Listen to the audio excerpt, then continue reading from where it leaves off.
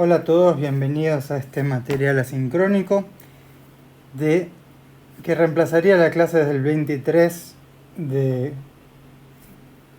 Bueno, parece que puse julio, pero no.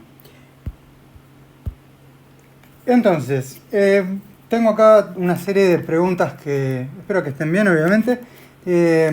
Después hablamos en vivo en otro momento, que podamos hablar en vivo, pero eh, ahora no. Así que espero que estén bien y les voy a empezar a hacer los ejercicios que me consultaron en el canal correspondiente. Los voy a hacer en orden en principio, a menos que me canse mucho de alguno y quiera cambiar de tema. Bueno, así que vamos a empezar por el ejercicio 14 de la unidad de integrales, que dice lo siguiente. Tengan todos a mano su guía de trabajos prácticos y dice que dado un x en el conjunto de 2 más infinito y f definida de una cierta manera como f de x igual la integral definida de 2 hasta x de e a la t al cuadrado más 2k menos 1 por t más menos 2k, todo esto integrado con respecto a t, tenemos que demostrar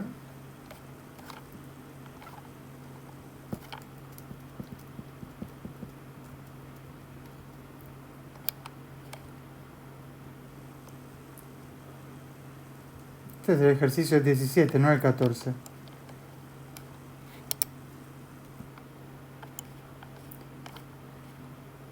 Pero bueno, no importa, parece que tenemos números un poco distintos.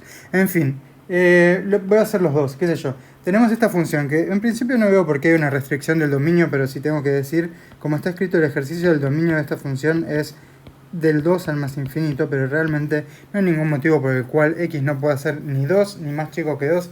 Esta es una función cuyo dominio natural es todos los reales, pero por algún motivo el dominio se restringió a de 2 a más infinito. Bien, ahora, ¿qué hay que hacer con esta función? Hay que encontrar el valor de k, porque ven que esta función depende de un valor de k. No depende de t, porque después con respecto a t se va a integrar. Así que todas estas t van a desaparecer y al ser barro quedará una x solamente, además de números, y quedará una k. Hay que encontrar el valor de k que hace que haya un extremo local en x igual a 3. Como 3 es un elemento que pertenece al dominio de la función y también al de la derivada, porque rápidamente podemos calcular la derivada aplicando el teorema fundamental del cálculo, que pasa a ser esta derivada.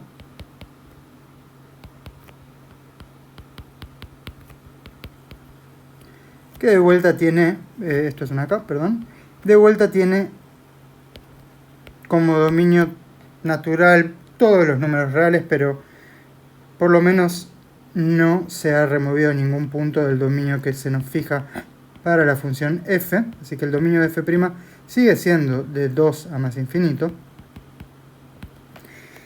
Se nos pide que encontremos el valor de k que hace que esta función f tenga un extremo local en x igual a 3. Y después decidir si es un máximo o mínimo local y hallar todos los extremos de la función f original. Bien, entonces ya hicimos la parte de conseguir una derivada. No va a aparecer que el 3 sea un punto crítico y entonces potencialmente un extremo local por motivos de no pertenecer al dominio, porque sí pertenece al dominio de la derivada y de la función original también, pero puede ser, está completamente de más, pero puede ser que anule a la derivada. Es decir, que e a la x multiplicado por x al cuadrado, etcétera, toda esta función que depende de k, y no sabemos si tenemos que encontrar ese k, sea 0, pero cuando x es 3, porque el extremo local se requiere que esté en 3. Entonces transformamos todo esto en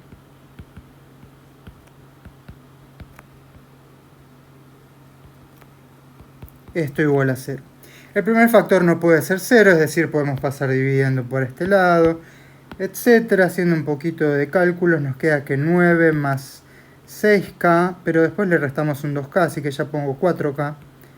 Y después tenemos menos 3 igual a 0. Y automáticamente este 9 con el menos 3 también los puedo juntar un poquito más. Y me queda 4k más 6 igual a 0, de donde k tiene que ser menos 3 medios.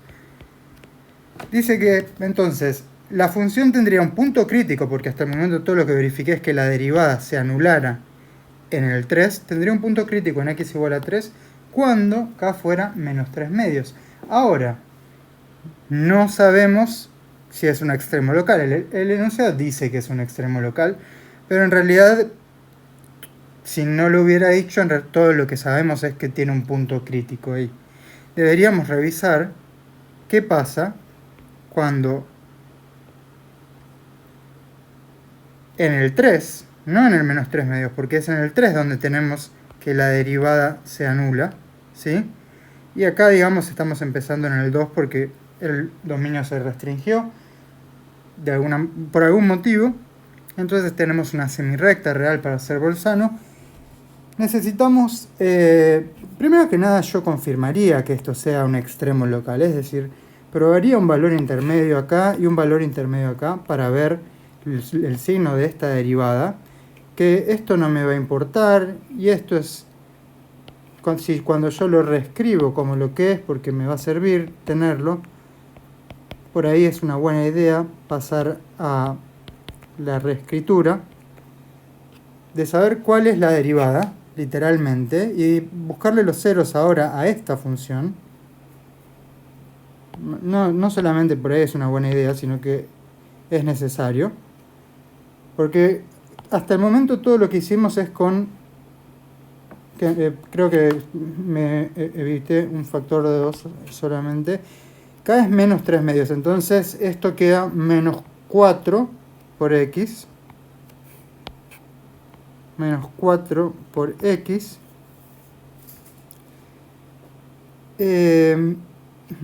Sí, y después le ponemos más 3, ¿no? Esto sería 2 por menos 3 medios, queda menos 3, menos 1, queda menos 4 por x, y menos 2 por menos 3 medios pasa a ser más 3. Y de vuelta nos preocupamos por cuando esta función se anula. Definitivamente se anula en 3, porque el k que encontramos hace que eso efectivamente pase. Pero, por otro lado, podría haber otros lugares donde se anula. ¿Podemos probar valores intermedios? Todavía no terminamos de separar la recta real. Podría haber otra raíz, podría haber otro punto crítico. No por motivos de dominio, porque el dominio acá natural es todos los reales, pero sí por motivos de que esto se anule en algún otro lugar. El primer factor siempre es positivo, pero esta zona cuadrática podría tener a lo sumo dos raíces. En efecto, las raíces son 1 y 3.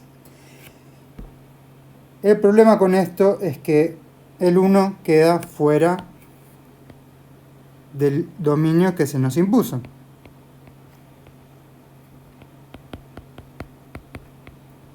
Si hubiéramos trabajado en los reales enteros, incluiríamos el 1 también, pero tendríamos que ponerlo por acá y ya estaríamos fuera del dominio que se nos impuso. Entonces,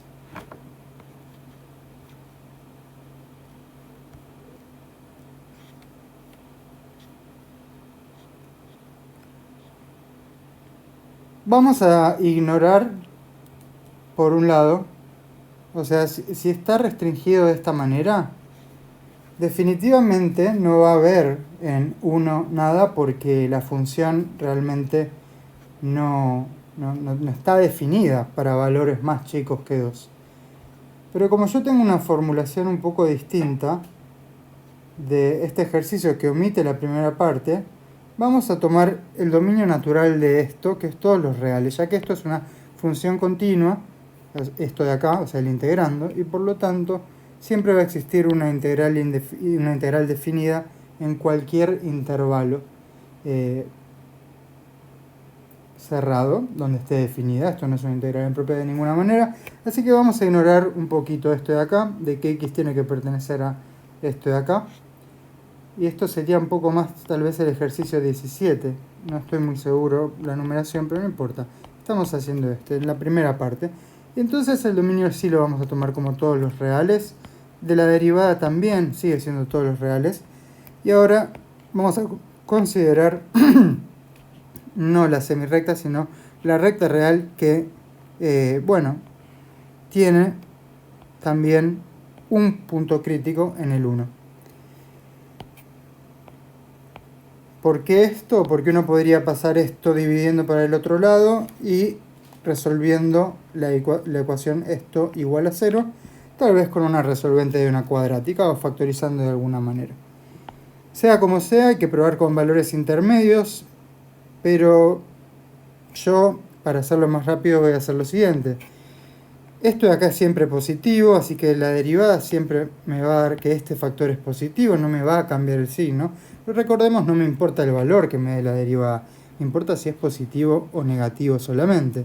Y lo que está acá es una parábola que se abre hacia arriba, que tiene raíces 1 y 3, por lo tanto tiene que cumplir este patrón. Sin hacer ninguna cuenta, sé que pasa esto. Y esos intervalos de crecimiento y de decrecimiento de positividad y negatividad de la derivada, entonces encontramos que en el x igual a 1 tenemos un máximo local y en el x igual a 3 tenemos un mínimo local. Y eso responde la parte B del ejercicio. Ya tenemos todos los extremos relativos o locales de la función f de x original.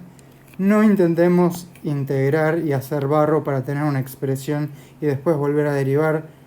La derivada se consigue muy rápido porque aplicamos de un lado para el otro el teorema fundamental del cálculo.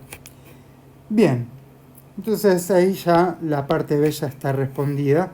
Efectivamente, ese punto crítico que había en 3 era además un extremo local, específicamente un mínimo, y había un otro extremo local que era un máximo local que está en x igual a 1. Pasemos al siguiente ejercicio. Tenemos un ejercicio que pide el a positivo que haga que esta integral sea convergente, es una integral impropia, pero que sea convergente también a un 24avo. Bueno, vamos a trabajar directamente con la definición de una integral impropia de este estilo.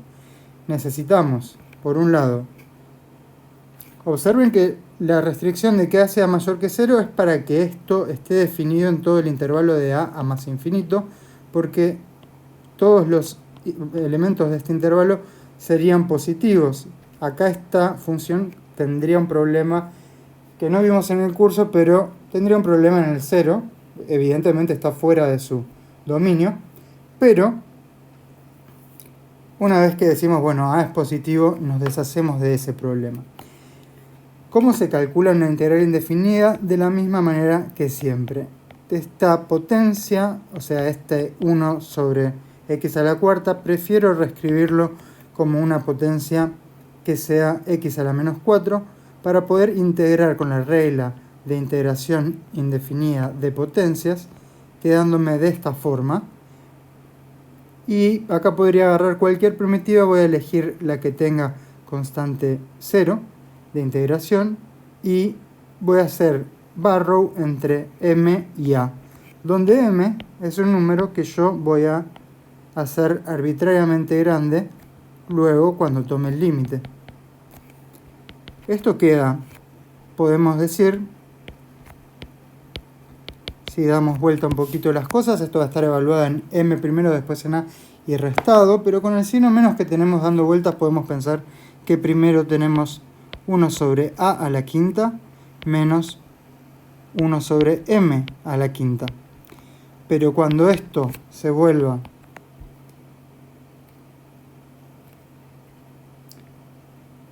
m tendiendo a más infinito, vamos a tener que este límite, el número que está restando, la fracción que está restando, pasa a ser 0 y queda solamente 1 sobre a la quinta. Si no me equivoqué, aunque no me parece particularmente lindo, al final lo que planteamos es que 1 sobre a la quinta sea 24, entonces estamos buscando como a igual la raíz quinta de 24, que definitivamente es un número positivo. Esto era el ejercicio 6 de algún examen. Definitivamente era un número positivo. Sí, claro que me cometí un error, porque cuando yo integro x a la menos 4, tengo que sumarle 1, y entonces pasa a ser x a la menos 3. Lo cual no sé cuánto ayuda, honestamente, porque igual necesito la raíz cúbica al final de 24. Lo más que puedo decir, está bien, es puedo sacar un factor de 8 que es 2 al cubo y me quedaría un 8 por 3, así que 2 raíz de 3. Por ahí un poquito más lindo, pero tampoco es que mejoró mucho la cuestión. Pero definitivamente es un número positivo planteado para que este límite, que es por definición la integral impropia, sea igual a 24. Observamos que independientemente del valor de a, esta integral es convergente siempre a 1 sobre a al cubo. Y de plantear que 1 sobre a al cubo sea 24, vamos a obtener el valor de a buscado. Por otro lado, tenemos otro ejercicio de otro parcial, el ejercicio 1, que plantea una función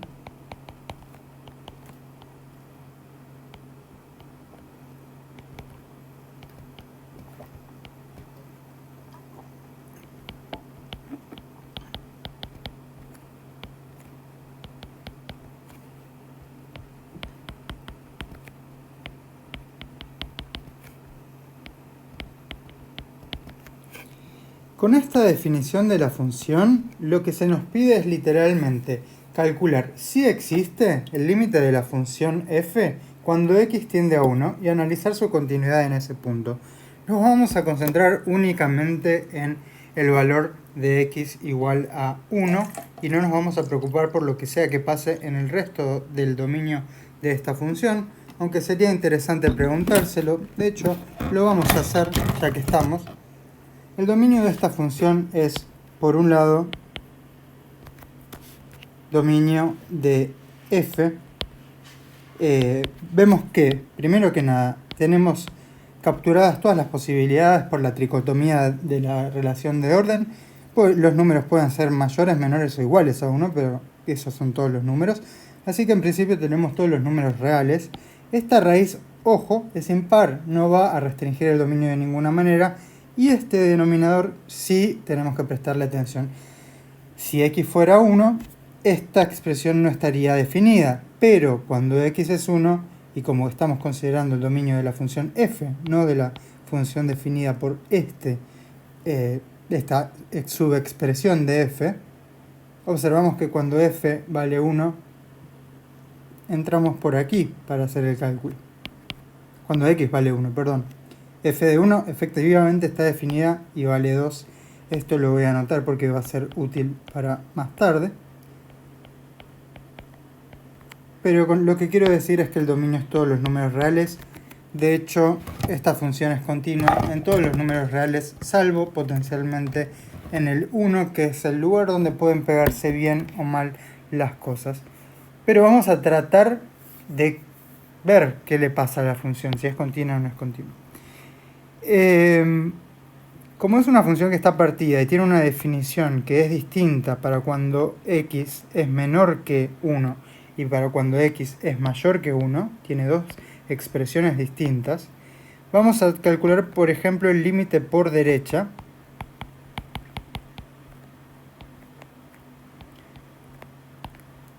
Y entonces, como estamos tomando valores de x mayores a 1, vamos a usar esta expresión. Pero al observar, al tratar de reemplazar, imagino que esto nos va a dar 0. Efectivamente, 1 menos 4 más 3, bueno, da 0. y en el numerador también en el denominador, con lo cual esto es una indeterminación 0 sobre 0, pero no sé por qué esto resulta ser justo.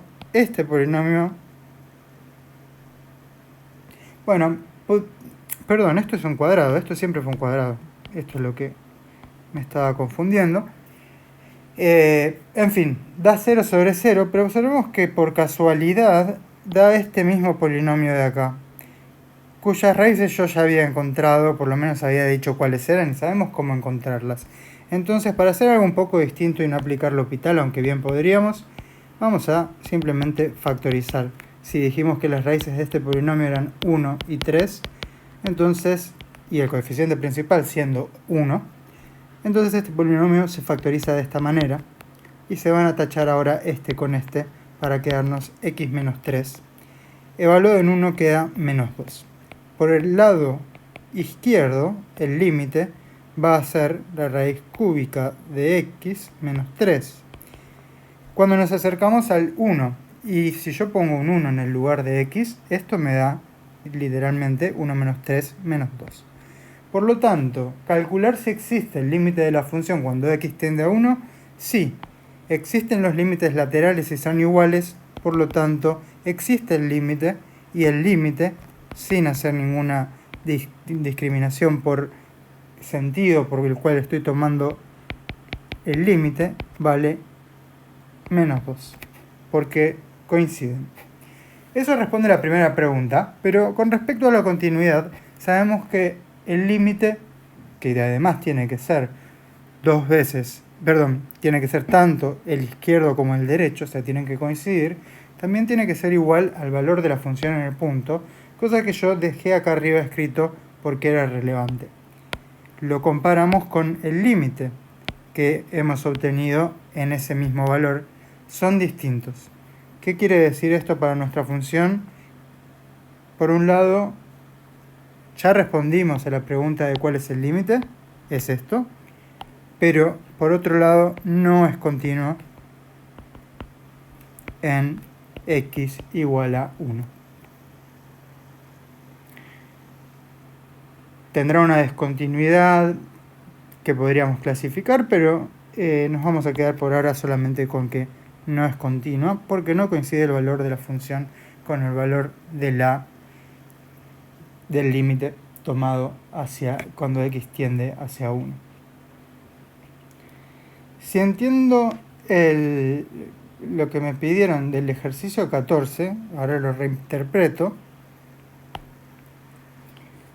porque evidentemente tenemos una numeración distinta, por ello alguien debe actualizar su guía de trabajos prácticos, pero no importa, podemos hacer un ejercicio.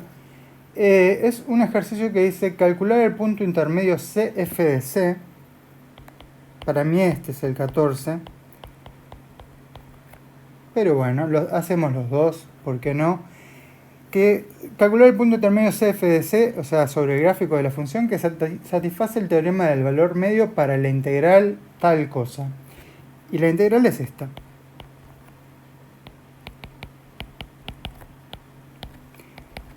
Recordemos qué es lo que nos dice el teorema del valor medio. Nos dice que si nosotros consideramos el ancho del rectángulo, la base, o sea, la base del rectángulo, que es el intervalo sobre el cual estamos integrando, y que ese rectángulo tenga de altura la función en algún punto intermedio, en algún valor c que esté en el intervalo 1, 4, lo vamos a alcanzar. O sea, vamos a alcanzar el mismo valor de la integral. La idea acá es que tenemos algo más o menos así, y existe un cierto punto donde por un lado tenemos el área bajo la curva, tenemos que tener una función positiva, no estaría mal chequear que acá tenemos una función positiva, pero esto para la interpretación geométrica básicamente. Y en algún lugar entre lo que son nuestros extremos de integración, que son las líneas verticales que dibujé, vamos a tener un valor c donde podamos considerar el rectángulo que se forma con el ancho b menos a, si b y a son los extremos de integración, en este caso respectivamente 4 y 1, y la idea es que uno obtiene que el área de ese rectángulo es la base, b menos a, por la altura, que necesariamente tiene que ser f de c, porque este punto está en el gráfico de la función. Esto es lo que tenemos de este lado, y gráficamente la idea es que lo que sobre por arriba se compensa con algo que falta abajo, o viceversa. Pero vamos a los cálculos, dejamos el dibujo de lado, y tenemos esta situación. La integral, por un lado es una integral, podemos calcularla. La podemos hacer de manera indefinida primero, y después aplicar barro. Esto nos va a quedar 64 menos 1 menos... No, perdón, 64 menos 16, ¿sí? Reemplazo primero en 4, menos 1 menos 1. Reemplazo después en 1. 64 menos 16 es 48. Tenemos que 48 entonces es 4 por 1, o sea, 4 menos 1, o sea, 3 veces por la función, que es esta. Solamente le cambiamos la x a una c en algún valor intermedio. Podemos pasar dividiendo el 3 para simplificar, o distribuir, podemos resolver de varias maneras. Lo que vamos a hacer en definitiva es tratar de achicar los números porque yo prefiero eso. Nos queda 16 igual a 3c cuadrado menos 2c. Y podríamos pasar el 16 para el otro lado para que nos quede esto de acá. Entonces, la idea básicamente es que vamos a buscar cuáles son las raíces de esta ecuación cuadrática, ¿correcto? Lo que sabemos es que como esta ecuación cuadrática viene del planteo de un problema de valor medio, va a tener seguramente al menos una solución en el intervalo 1, 4. Eso está garantizado por las hipótesis que se cumplen, como por ejemplo podría ser la continuidad de este integrando. Bien, efectivamente tiene dos raíces. Las raíces son menos 2 y 8 tercios. Pero con cuidado, esto lo podríamos haber conseguido con la resolvente de la cuadrática, pero con cuidado porque no vamos a poder quedarnos con ambos, porque el teorema del valor medio, como todos los teoremas de valor medio o intermedio, aseguran la existencia de un valor intermedio, o sea que está entre el 1 y el 4. Definitivamente el menos 2 no está entre el 1 y el 4 porque es negativo, así que 8 tercios tiene que estar entre el 1 y el 4. No hace falta que haga la cuenta, porque descarté el que claramente no era y el otro no le queda otra que ser, porque podemos poner... No le queda otra que ser, porque alguno tiene que ser y solamente conseguimos que podía ser menos 2 u 8 tercios. Igual de todas formas, sí, 8 tercios es más o menos 2,6 periódico. Bueno, es 2,6 periódico, literalmente, está entre 1 y 4. Pero, ojo, el ejercicio nos pide calcular el punto intermedio CF de C, con lo cual acá no terminamos. Hay que volver al enunciado en todos los ejercicios y ver qué nos está pidiendo. Nos está pidiendo el punto. Esto no es una respuesta, estamos dando solamente el valor de C. Necesitamos calcular también cuánto es F de C. Hay una manera medio fácil de ver que F de C tiene que ser, bueno, si esto resultó ser 48 y esto es 3, lo paso dividiendo y esto tiene que ser 16. Alternativamente hago la cuenta reemplazando en la función y tengo 8 tercios, 8 tercios al cuadrado por 3 menos 2 por 8 tercios.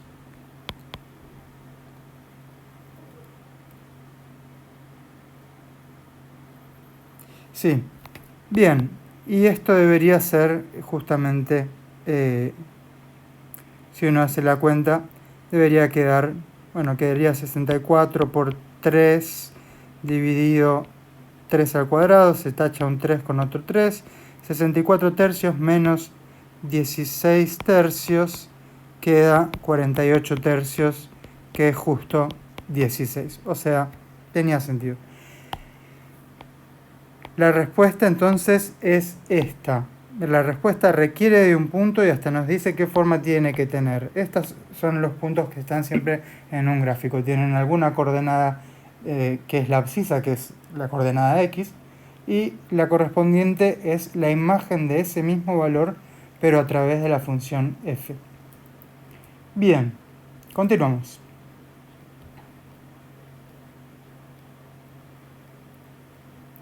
Por las dudas hice los dos ejercicios, así que espero haber hecho el correcto. Bien. Vamos a ver. Sí, igual parece que alguien ya pidió el 17 del punto, así que ya está hecho el 17 de la unidad 2. Pero también queremos el 15 y A y B de la unidad 2. Bien, estamos en el contexto del teorema fundamental de cálculo integral, pero ignoremos el contexto porque tenemos que saber todo y en un examen no va a estar todo señalado en qué se nos está evaluando. Pero tenemos, por ejemplo, lo siguiente. El 15A y el 15B, que son los que me piden, así que vamos a hacer esos dos. El 15A es bastante directo. Yo no sé cómo integrar esta función. No quiero pensar tampoco mucho, pero no hace falta. Porque yo no necesito una forma cerrada de esta integral, ni siquiera saber si existe. Porque si necesito su derivada, esta función está precisamente en el formato exacto para que yo pueda aplicarle el teorema fundamental del cálculo integral. El extremo de integración es nuestra variable independiente. Entonces, para cada x yo tendré una distinta, digamos, área bajo la curva, aunque habría que ver si esta función es positiva, o como sea, o un área asignada, lo que queramos considerar. Pero esto define una asignación de un valor de x a un cierto resultado de una integral. Por ejemplo, cuando x es 0, esto efectivamente da 0. Es el único caso que se me ocurre que es fácil de calcular porque estamos integrando sobre solamente un punto, no hay área ahí. Entonces, estando justo en el formato en el que puedo aplicar el teorema del cálculo integral, voy a hacerlo. Me dice que la derivada es el integrando evaluado en la variable independiente. No tengo más que hacer en este ejercicio. El B se complica un poquito más. Porque si bien, por un lado, para no complicar mucho, sigo teniendo la variable independiente en el extremo superior, sabemos que si estuviera abajo tendríamos que hacer algún cambio de signo para ponerlo arriba. Si estuviera en los dos lugares tendríamos que separar en un punto intermedio, o no intermedio, pero para tenerlo solo arriba. Pero el problema es que no está solo, no es solamente la variable independiente, es una función de la variable independiente. Específicamente, ¿qué función? La función que vamos a llamar h de x igual x al cuadrado. Porque cuando nosotros escribamos g de x igual a esto, donde justamente estamos sacando de ahí el problema de tener una función de la variable independiente y dejamos ahí solo la variable independiente, podemos ver que f es la composición de h con g, en este orden, g con h. ¿Por qué? Porque cuando yo quiero calcular esto en un cierto x, necesito calcular h de x, que me da x al cuadrado, por definición. Y después, para aplicarle g a x al cuadrado, tengo que reemplazar todas las ocurrencias de x en la expresión que define g, y hay solo una, por x al cuadrado. Y esto es exactamente lo que tengo acá. Y observemos también que yo tampoco de vuelta me hubiera puesto a tratar de integrar esto, porque tal vez no sé integrarlo, tal vez no tiene una integral cerrada para que después yo derive, pero no me importa, porque con esta forma de descomponer f en la composición de g con h, vamos a tener que f', que es la función que nos interesa, porque derivar, es igual a g' compuesto con h multiplicado por h'. Esta es la regla de la cadena. Si ponemos algunas x por algún lado para que no quede todo tan sin mencionar a la variable x, vemos que h' es 2x, es la derivada de x al cuadrado. Ahora, g' la podemos calcular fácilmente, porque g sí está en el formato exacto en el que como en la parte A, en el que se puede aplicar el teorema fundamental del cálculo integral. O sea que g' es e a la seno de x. Pero no queremos el seno de x, porque tenemos que dejar lo de adentro sin derivar. Esta es la regla de la cadena. Entonces, en lugar de x vamos a poner seno de x al cuadrado. Bien, y esta entonces es nuestra derivada. Los dominios de todas las funciones acá por ahora son todos los números reales. Tenemos acá otro ejercicio, un ejercicio 5 de algún examen aparentemente, que tiene que ver con el teorema del valor medio del cálculo integral, así que vamos a seguir un poco en esa sintonía para esta integral. Dice de 1 a 8 x por la raíz cúbica de x de x. Bueno, ya sabemos que nos dice en general el teorema del valor medio del integral, del cálculo integral, es que va a existir un c intermedio entre 1 y 8, tal que 8 menos 1 por esta misma función, que ya ni le pongo un nombre, pero es esto, va a existir un valor intermedio c tal que esto valga. Bueno, perfecto, pero tal vez acá se me haya hecho esta pregunta por una dificultad en la integración. Porque no es una aplicación bastante rutinaria de los tipos de ejercicios que hacemos con respecto a el teorema del valor medio del cálculo integral. Pero ¿cómo integro esto yo? Y necesito integrarlo porque necesito saber cuánto vale esto para luego despejar c. Y además parece medio raro porque aparece c y aparece la raíz cúbica de c. ¿Esto es problemático?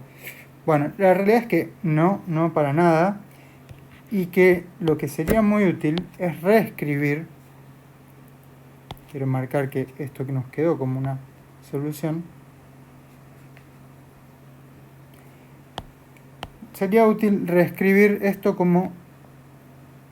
Bueno, solamente lo de adentro es lo que vamos a reescribir. X por la raíz cúbica de x es x a la 1, si quiero, por x a la 1 tercio.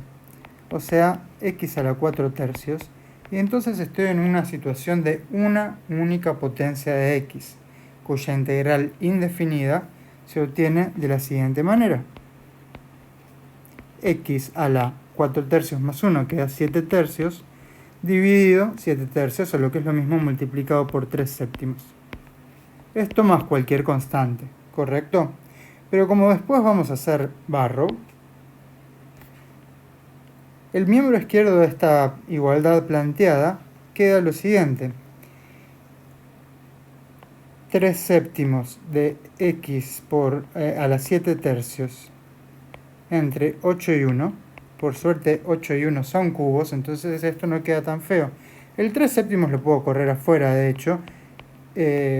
siempre lo pude haber sacado de la integral, y que queda con 8 a la 7 tercios. Bueno, primero para achicar los números calculo el tercio, o sea la raíz cúbica, me queda 2, y a la séptima me queda 128. Si chequeamos esto, a la cuarta queda 16, a la quinta 32, a la sexta 64, a la séptima 128. Y 1 a la 7 tercios, bueno, dará 1. Bueno, entonces esto queda 3 dividido 7 por 127.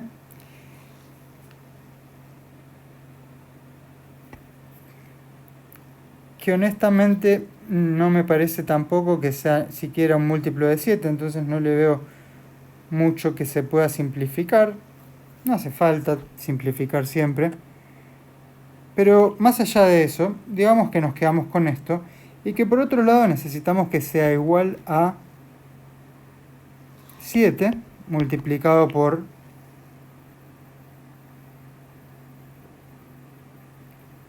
algún c, nuevamente que vamos a considerar a la 4 tercios. ¿Sí? Entonces esta es nuestra igualdad que tenemos que resolver.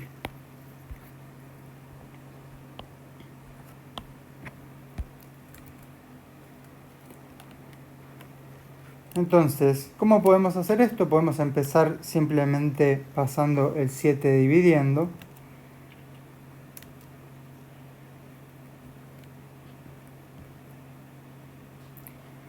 Efectivamente 7 es primo, así que no vamos a poder hacer mucho, pero bueno, lo podemos multiplicar por 3. Pero no, bueno, nada, no va a haber mucha manera para simplificar esto, pero esto va a quedar 381,49 si junto las cosas. Si pasé ese 7 dividiendo, y esto tiene que ser c a la 4 tercios, y la realidad es que debería sacar, simplemente no me gusta cómo está quedando, no es que piense que hay un error, pero bueno, podemos en este momento sí volver a pensar en que esto es esto, para no preocuparnos tanto por el exponente fraccionario y qué implicaciones tiene. Cuando pasemos el cubo, esto va a quedar 381,49 al cubo, y esto es c a la cuarta. Como es una potencia par, cuando la saquemos vamos a tener dos valores de c, más y menos la raíz cuarta de 381,49 al cubo. Algo de esto se puede simplificar porque por lo menos en el denominador tenemos un cuadrado, pero no sé cuánto mejor, cuánto más que eso podemos hacer. Más allá de eso, si vemos, sabemos que acá tenemos dos valores y estamos en la misma situación que antes. Sabemos que nuestro teorema del valor medio del cálculo integral garantiza la existencia de un valor intermedio, de un valor en el intervalo. Y si el intervalo era del 1 al 8, claramente el valor negativo no puede ser. Tiene que ser el otro. El c es 381,49 al cubo raíz cuarta.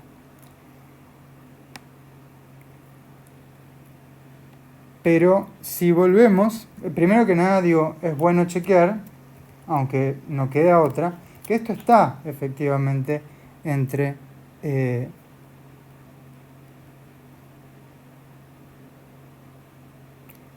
sí, que esto está efectivamente entre 1 y 8, cosa que no me está dando en este momento. Así que claramente debo haber cometido algún error en alguna parte. Cuando integré, a ver, esto era 1 más 1 tercio, 4 tercios, al integrar pasa a ser 7 tercios por 3 séptimos. 3 séptimos, el 8, raíz cúbica es 2, a la 7 es 128, menos 1, 127. Todo multiplicado por 3 séptimos, y esto tiene que ser igual a... Sí, sí, sí, sí. Bien, hasta ahí yo no veo ningún problema, lamentablemente.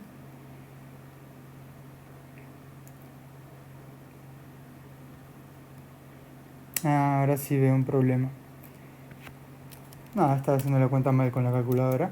Pero este número nos queda 4, no importa aproximar, pero esto lo estoy escribiendo no porque no esté seguro de que este número tiene que estar en el intervalo 1 a 8. De vuelta, estoy seguro porque el teorema garantiza la existencia de un número en el intervalo y claramente el negativo no está en el intervalo, entonces el otro tiene que estar en el intervalo. Pero más allá de eso, sí, vemos que es 4,656, etcétera, entonces sí, está entre 1 y 8. Pero volvamos a lo que nos pide el ejercicio. Geométricamente nos está pidiendo no dónde está este valor de x intermedio, valor de c intermedio que satisface el teorema del cálculo integral, del valor medio del cálculo integral, sino que nos está pidiendo por el f de c, que sería geométricamente la altura de ese rectángulo. Entonces, f de c, que es esto, literalmente, podríamos calcularlo a partir de c, sabiendo que f de c es, bueno, elevar a la 4 tercios. Sí, podríamos. Pero más fácil, acá ya apareció, porque yo ya terminé escribiendo que c a la 4 tercios es 381 dividido 49. Esta es mi solución. ¿Sí? De vuelta, recordar volver al enunciado para ver qué nos pide. Acá nos pidió f de c, no nos pidió c. En el otro no nos había pedido tampoco c, nos había pedido el punto c, f de c. Así que depende de lo que pida el problema, va a estar bien o va a estar mal si interpretamos el enunciado. Con lo cual, después de creer que terminamos, por favor volvamos a encontrar si estamos respondiendo a lo que nos está preguntando, o sea, una coherencia entre la pregunta y la respuesta. Y este fenómeno de que medio como que ya calculé 381,49 avos, no tuve que hacer ningún cálculo extra, no tuve que reemplazar en f este número de acá. Y es el mismo fenómeno que me ocurrió en este momento, que por un lado dije que, bueno, paso esto por acá y tiene que ser 16. Sí, claro, la situación siempre va a ser la misma. Vamos a tener una situación donde estamos calculando la integral entre un a y un b, y esto es b menos a por f de un c intermedio, pero si yo paso este b menos a dividiendo por el otro lado, puedo calcular el f de c de esta manera. Entonces, como estos cálculos ya aparecen directamente en buscar el c, bueno, no hace falta después de vuelta meter este c en esta potencia. Efectivamente, elevar a la 3 cuartos y después elevar a la 4 tercios es como elevar a la 1, como no hacer nada, por eso nos quedaríamos con esto. Pero en general, digo, este número ya está apareciendo antes incluso de que aparezca el c. Vamos a pasar ahora a un ejercicio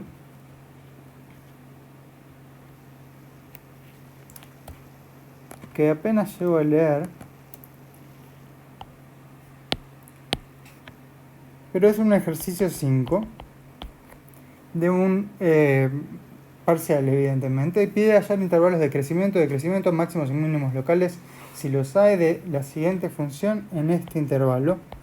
De vuelta, lo que para mí es una restricción un poco innecesaria.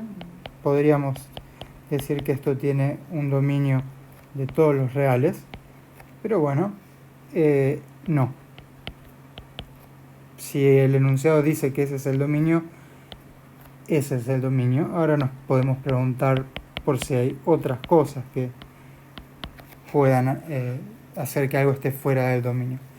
En realidad no, esto va a estar definido para todo x, porque esto es una función continua, no tiene problemas en ninguna parte.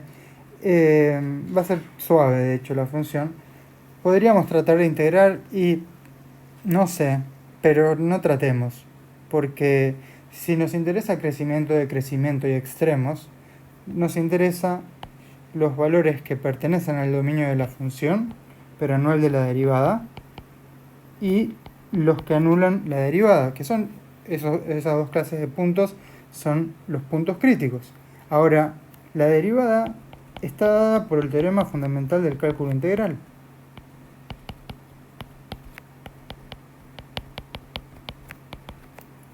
Y vamos a estar buscando que se anule. Ahora, el primer factor va a dar siempre positivo y el segundo factor va a dar siempre... bueno, el segundo factor puede ser 0, pero precisamente cuando x sea 3 o menos 3.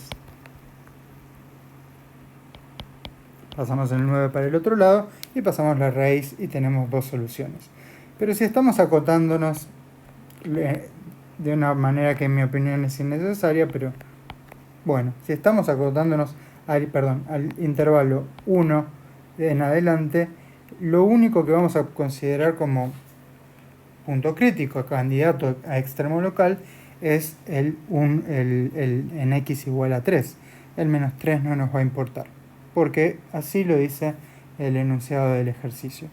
Ahora, ¿qué pasa con la función y qué implica sobre... O sea, ¿qué pasa con la derivada y qué implica sobre la función? De vuelta, uno puede probar valores intermedios, 2, 4 y saber qué pasa por Bolzano.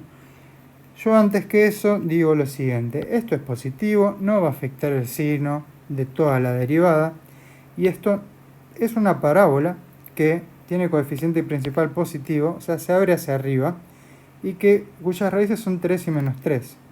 Podríamos dibujar algo más o menos así, pasando por este 3 y pasando por un menos 3 que estamos eligiendo como no ver. ¿Qué estoy diciendo con esto? Que acá vamos a estar por debajo del eje X y por acá vamos a estar por encima del eje X.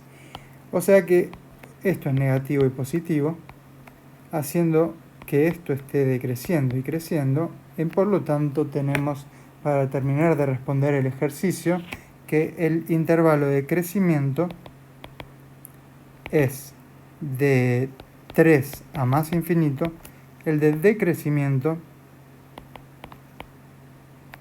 es de 1 a 3, aunque esto lo podríamos extender hasta el menos 3, pero bueno, quedó así porque el dominio se prescribió como estando de 1 a más infinito. Y acá lo que hay es algo hacia lo que bajamos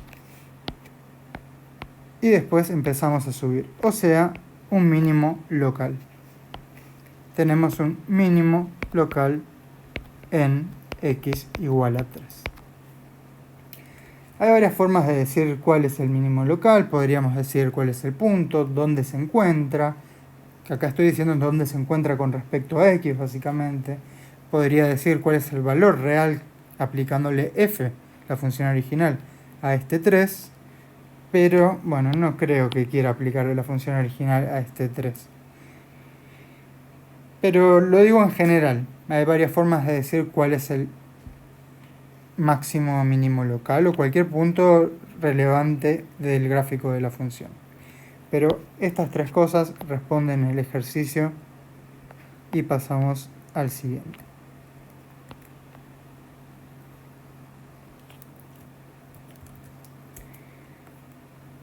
Vamos a tener un ejercicio 6 que dice lo siguiente.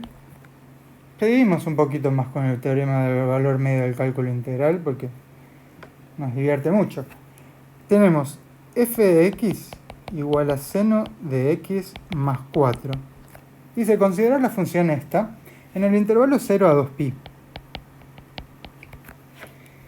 Hallar un punto intermedio, un c, entre 0 y 2pi, de los mencionados en el teorema del valor medio del cálculo integral. Bueno, empecemos ahí, después hay un punto y hay que ver cómo se sigue. Básicamente, ¿qué tenemos que hacer? Tenemos una integral de 0 a 2pi de una función y sabemos que tiene que ser igual a el ancho de este intervalo, que es 2pi menos 0, pongo directamente 2pi, multiplicado por la función en algún valor intermedio. Bueno, ¿qué hacemos para integrar el seno? Nos queda menos coseno de x más 4x, y esto tenemos que hacer barrow entre 2pi y 0. Bien, cuando calculamos el coseno de 2pi y el coseno de 0, nos da en ambos casos 1. Pero cuando calculamos 4x en 2pi nos da 8, y cuando calculamos 4x en 0 nos da 0. Entonces, perdón, 8pi. Entonces todo esto da 8pi. Que está bien. Me parece que está bien. Ahora, ¿cómo sigue esto?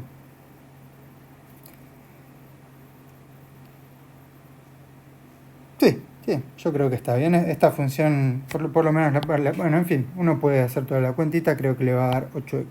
Pero esto tiene que ser 8pi. Esto tiene que ser 2pi por el seno de algún valor intermedio más 4. Bien, entonces paso dividiendo el 2pi y me queda 4 igual seno de c más 4. Bien, entonces puedo tachar el 4 de ambos lados, queda seno de c. Esencialmente estoy buscando los valores donde el seno de c vale 0.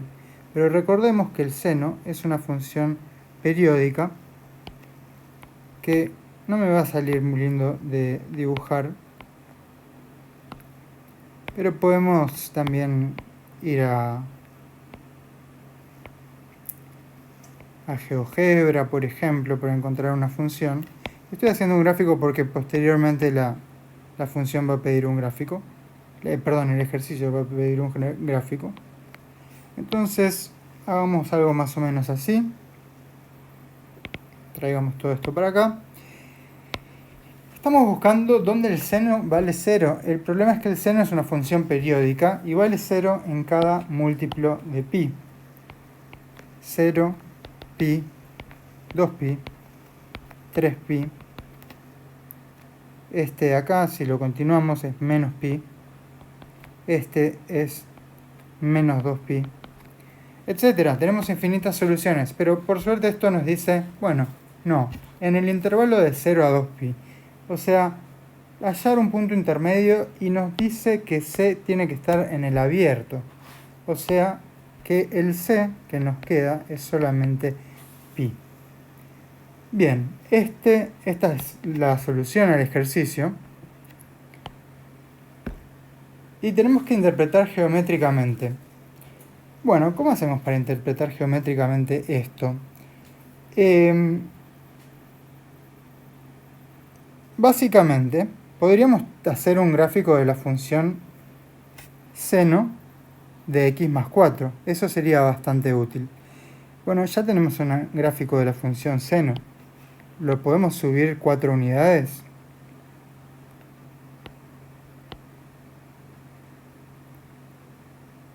Esto va a ser muy feo, pero sí podemos.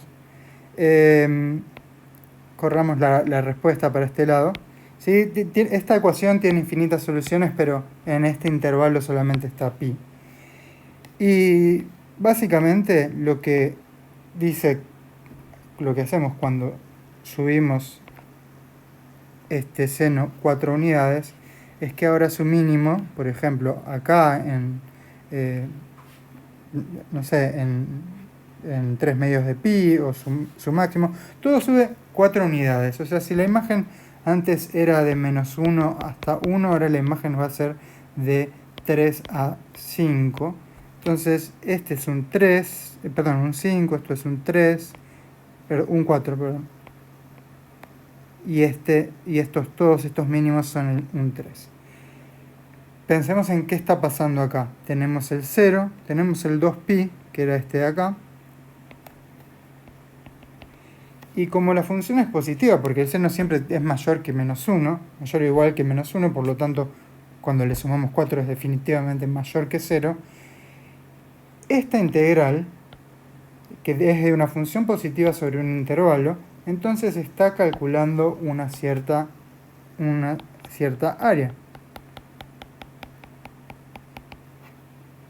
esa área que nos dio que vale 8pi.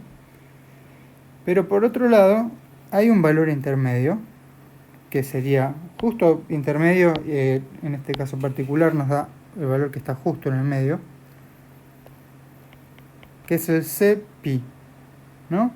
Por la simetría de la función seno, por una propiedad de reflexión, lo que estamos haciendo es considerar esta altura, bueno, este punto debería estar ahí en realidad, pero bueno, como dije, más o menos me iba a salir, y lo que está pasando es que tenemos por un lado el área verde, que es la de la integral, y el área de este rectángulo de base 2pi y de altura la función en algún valor intermedio, justo en el valor pi, donde esto va a valer 4. Bien, entonces el área de este rectángulo es igual al área debajo de esta curva, todo esto de acá. Y vemos que evidentemente hay cosas que están por encima y cosas que se compensarían si este dibujo hubiera sido un poquito más prolijo y nos quedaba de manera completamente simétrica, porque el seno es muy simétrico. Bien, esto para responder la segunda parte del ejercicio, que dice literalmente: interpretar geométricamente haciendo un dibujo detallado y explicando el significado de cada elemento en el gráfico. Básicamente se trata de ubicar el rectángulo, justificar por qué la base es esta, por qué la altura es 4, que es justo la función en el pi que encontramos, que era nuestro c, y entendiendo cómo se compensan las áreas que parecen no cubrir el rectángulo con las áreas que sí cubren el rectángulo pero no están abajo de la curva. Eso es un poco la interpretación geométrica. Después me pidieron un ejercicio que ya resolví hoy mismo, recién.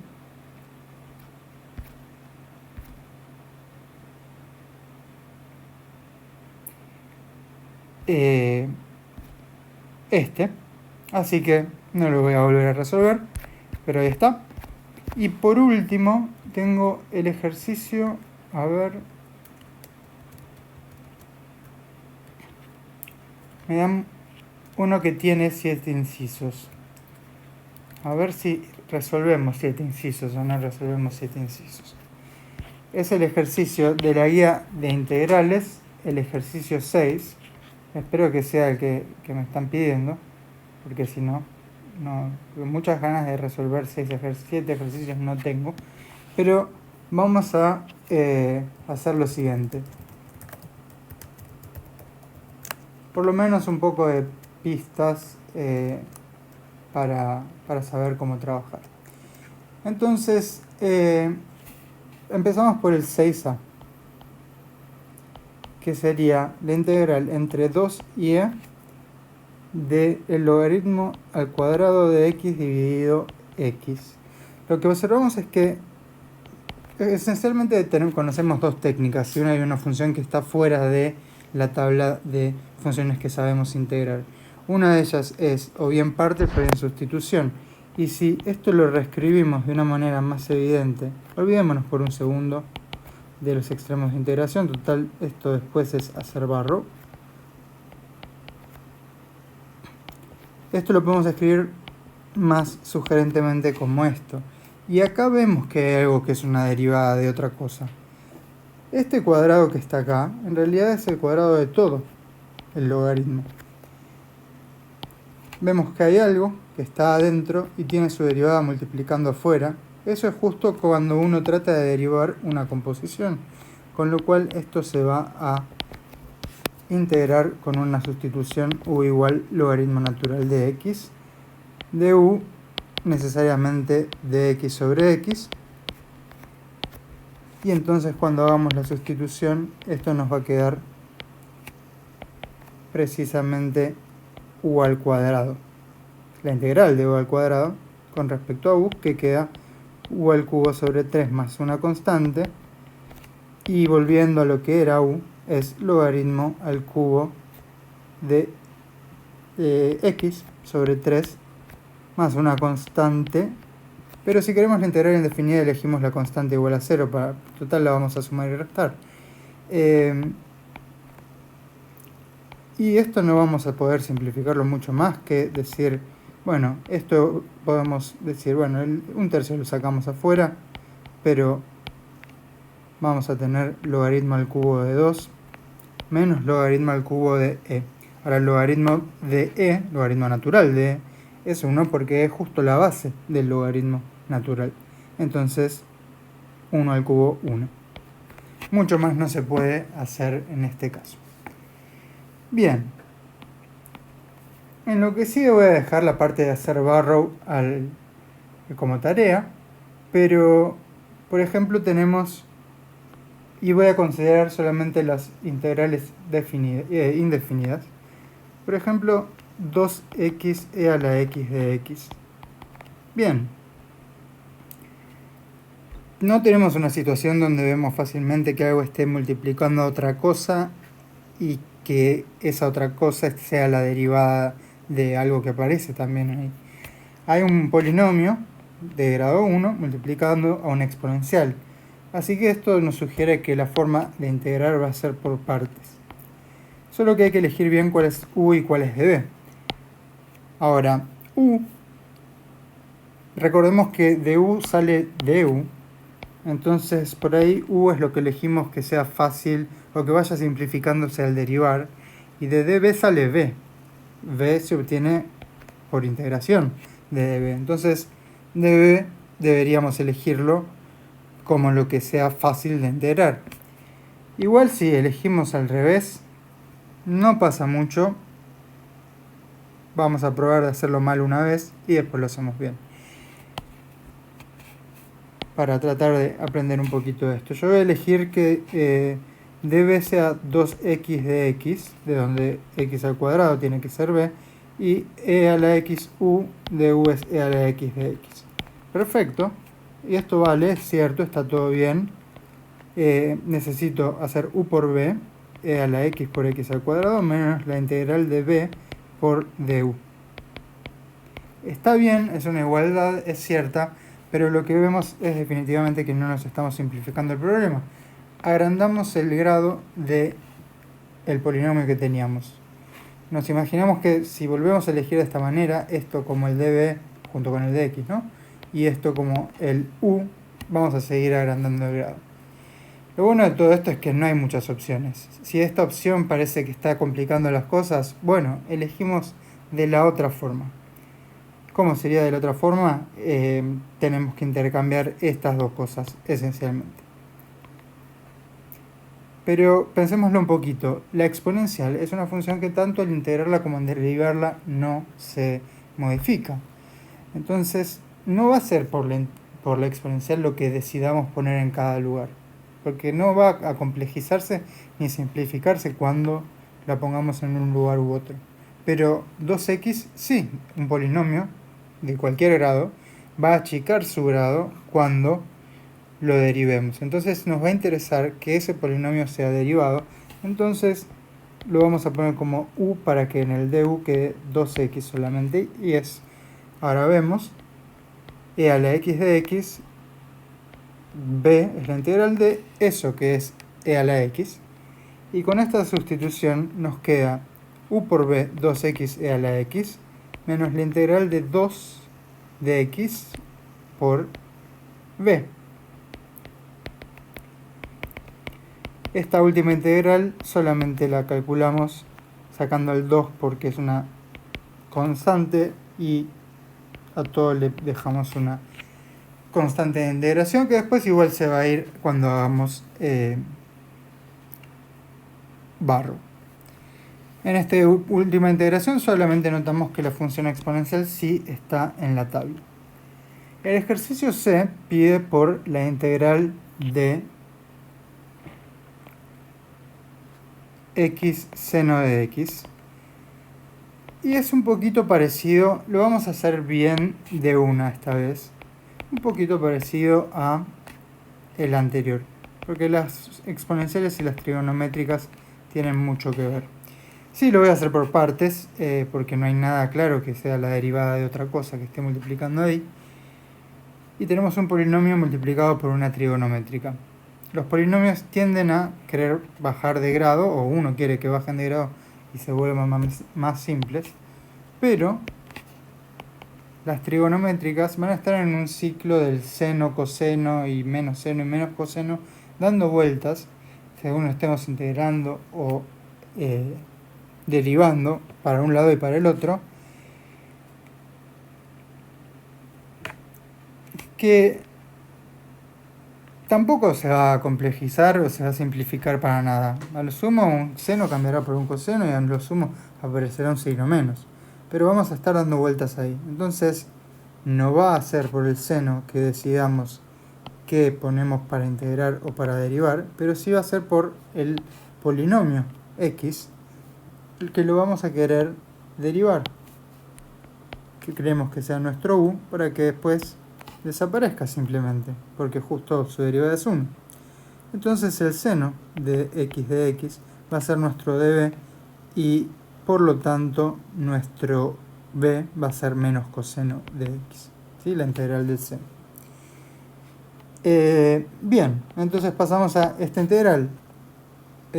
U por b queda menos x coseno de x menos la integral de b por du, o sea, menos coseno de x. Bueno, los dos signos menos se tachan, podríamos decir, y al integrar el coseno nos queda un seno. Entonces queda menos x por el coseno de x más el seno de x. Más, naturalmente, constante de integración, pero que se va apenas hagamos la integración definida. Así que por el momento tenemos estas tres respuestas. Acá llegamos hasta el valor específico, pero después dejo el barro o la integral definida como tarea. Simplemente hay que evaluar en los extremos de integración y restar. Pero sigamos, no, porque nos quedan 4 más. Primero que nada tenemos uno que es coseno al cuadrado de 3x de x. Hay una fórmula útil e importante de reducción que se llama de reducción de potencias. Que el coseno al cuadrado de un, digamos, cualquier argumento, acá le voy a poner t para diferenciarlo de la x que está apareciendo, es lo mismo que 1 más el coseno de 2 veces ese t, todo dividido 2. Si tuviéramos un seno, es 1 menos coseno de 2t, todo dividido 2, ¿no? El seno de t. Seno cuadrado de t, ¿no? Esto permite que ese coseno al cuadrado se transforme en un coseno simple, en realidad con un par de cositas más, pero nos queda, ya estoy haciendo distributiva, pero en realidad nos queda coseno por 2 veces, no x, sino 3x. Entonces 2 veces 3x es 6x, lo que sea que esté en el en el argumento, del coseno, ¿sí? Estas fórmulas son importantes para poder reducir esa potencia. Ahora, necesito integrar un medio, me va a quedar un medio de x, y necesito integrar el coseno de 6x con una pequeña sustitución, u igual a 6x, vamos a encontrar que esto es 1/6 por seno de 6x, más una constante que después, de vuelta, desaparece al hacer la integral definida. Por otro lado, tenemos el ejercicio E, que es tal vez un poquito molesto, pero ahora explico por qué. X al cubo logaritmo natural de x. De vuelta, no tenemos nada que nos sugiera que algo hay de derivado y multiplicando afuera. Entonces probablemente tengamos que usar partes, pero tenemos que elegir conscientemente qué va a ser b y db. Y si lo hacemos mal, o sea, estamos complicando más la cuestión, bueno, lo tenemos que hacer en el otro sentido. uno podría pensar perfectamente que, bueno, este x al cubo es un polinomio y queremos bajar su grado. Entonces este va a tener que ser el u y lo derivamos y en el siguiente paso va a tener grado 2. Eso es cierto. Pero ¿cuál va a ser la integral del logaritmo? De hecho, la integral del logaritmo, o sea, si esto lo terminamos eligiéndolo como db, ¿qué vamos a poner acá? De hecho, hay un ejercicio, dos incisos más abajo, que es literalmente la integral del logaritmo. Entonces, no me parece que queramos integrar el logaritmo. Medio confuso porque tengo motivos para querer que esto sea u, pero parece que también tengo motivos para querer que esto sea u, porque el logaritmo de x tiene una derivada muy sencilla que es 1 sobre x. Bueno, creamos.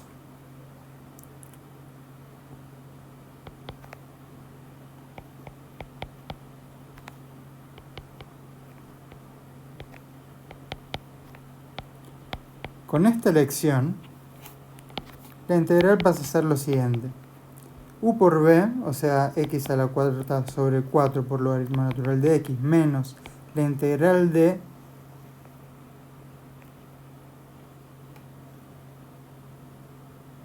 b de u. Sí, sí.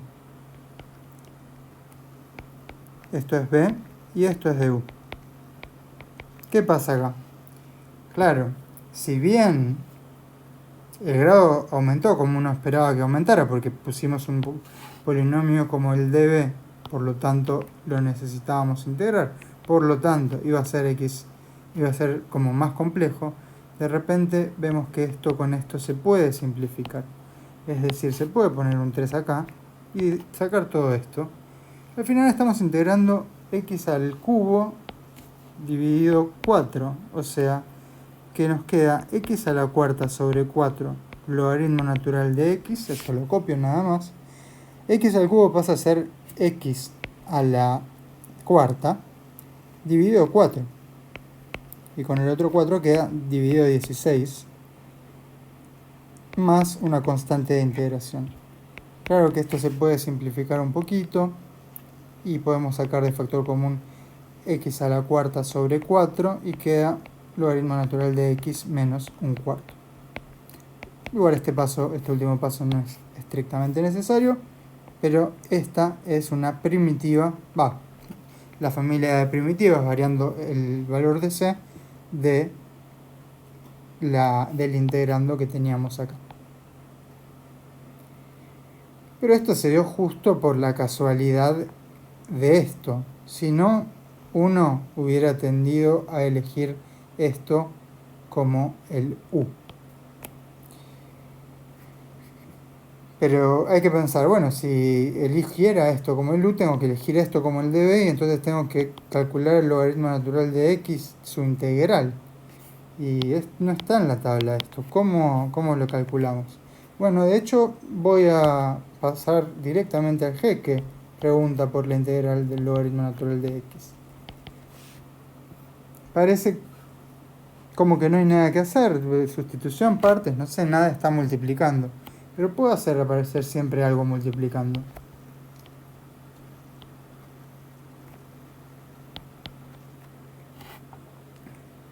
Parece que no hice nada, solamente marqué que había un 1 que estaba multiplicando. Siempre hay un 1 multiplicando. Pero acá, usando astutamente integración por partes, vamos a ver que si elegimos lo único que sabemos integrar de los dos factores, que va a ser el de b, ¿no? El 1 de x. Acá me falta el de x. Que va a forzar que b sea x y como u al logaritmo natural de x, que va a forzar que du sea 1 sobre x de x.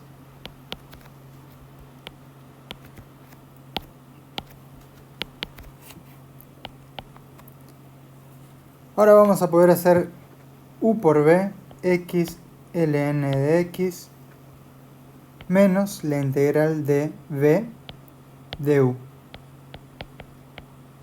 Nuevamente tenemos el mismo fenómeno. Se tacha esta x con esta x, estamos integrando el 1, cuya integral es x, y nos termina quedando x logaritmo natural de x menos x más una constante de integración. Que también acá podríamos sacar un factor común, eso es cierto, pero no importa mucho. Esta es la integral del logaritmo. Entonces, claro, si tenía sentido, si acá hubiéramos elegido el logaritmo de x como el db, en lugar de lo que hicimos, íbamos a tener que inevitablemente pasar por esto antes. Por eso no tenía tanto sentido. Y ahora que sabemos qué es esto, también pensamos que si, aunque esto hubiera bajado de grado, del otro lado nos hubiera quedado todo esto, ¿no? Y el logaritmo no se fue para ningún lado, porque quedó todavía un logaritmo acá. Y de hecho, si bajamos el grado, igual no importa mucho, porque esta x se va a encargar de devolvernos el grado a lo que teníamos antes. Así que esa es la manera de hacerlo. Con respecto al al f que me salteé, quiero decir simplemente que este es un ejercicio que ya está resuelto en su enteridad en un video específico que voy a poner al final de este video para que puedan verlo directamente. Es un tipo de integral cíclica, es la integral e a la x coseno de x, y tiene una técnica especial porque, bueno, hay que hacer partes dos veces y ser un poco creativos con lo que estamos haciendo, pero al final del día funciona. Entonces, con esto, esto es todo lo que voy a hacer de encuentro asincrónico. Este es todo el material asincrónico que voy a subir, porque con esto ya respondí todas las consultas que enviaron para este video. Bueno, los dejo, nos vemos pronto.